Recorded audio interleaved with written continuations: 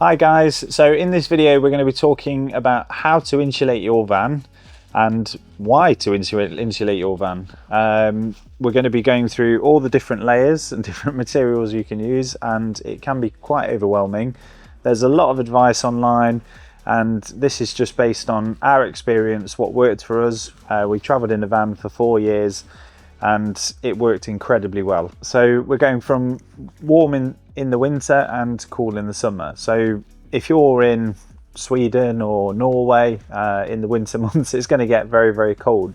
So you're going to want insulation that's going to back that up. Now, if you're going into the Arctic Circle, you may need something more than what we're going to show you today. But this will give you a very, very good baseline as to how to insulate your vehicle, what sort of materials you need.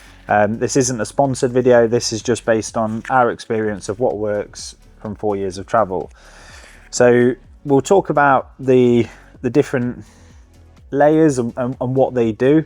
So we've got Dodo Mat, a very good brand, British soundproofing company. That's not the reason why we use them, but it's a very, very good product. It's a solid product, and we use this for sound deadening. So this really it has minimal insulation properties, but for sound deadening it makes a huge difference. So you stick this on any large panels, so any large panels that you've got where vibration from the engine might come through, maybe rain from the roof, maybe if there's people driving outside, road noise, those sorts of things. Obviously you want to cut those noises down to the minimal, so if you're parking for the night, then you're going to get a good night's sleep. And that's like the first layer that we like to put down. And I don't know whether we can get some footage, but above me I can show you where we've done it on this van, and kind of you don't have to cover every single inch of a panel with this. You're not going to want to, because it's actually quite heavy. So that's something you've got to take into consideration when using this product. For the second layer, we like to use this 10mm Thermo Liner. We're just doing these videos for educational purposes and just sharing our knowledge in the hope that it makes your build so much easier because you can then fast track your build or fast track your insulation learning journey.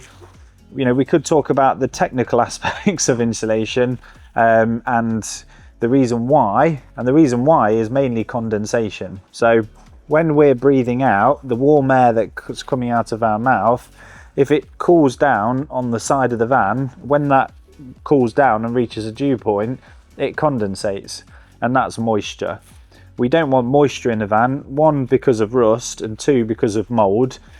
The second one more so because, well, that's going to make you really poorly. If you've got mould all behind your walls, all the work that you've done, you're going to have to take that off, clean those walls, re-insulate, and then put everything back together, which is a lot of work.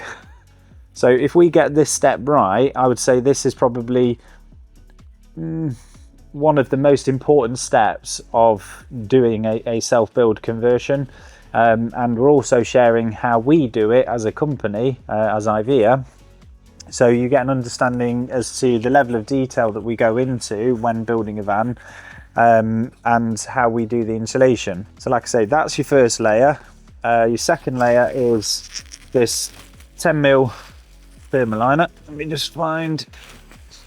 So if we can get, I don't know if we can get a close-up of this.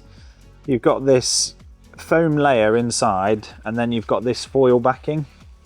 So the foil backing is very good for the UVs. So UVs will hit this and then bounce off, and that's what we want the UVs to do. We don't want the UVs doing that inside the van and making our van basically a microwave. Now, I'm not saying this is going to make a van in 40 degrees heat down to 20 degrees, because it's not, but every layer and every bit of insulation you put in is going to lower that temperature by 1, 2, 3, 4, 5, 6, 7, 8, maybe 10 degrees. So if the outside temperature is 40 degrees and we want the internal temperature to be as low as possible, then this is going to help. ventilation is also going to help, but that's for another video. So we've got our first layer, this, and we've got our second layer, that.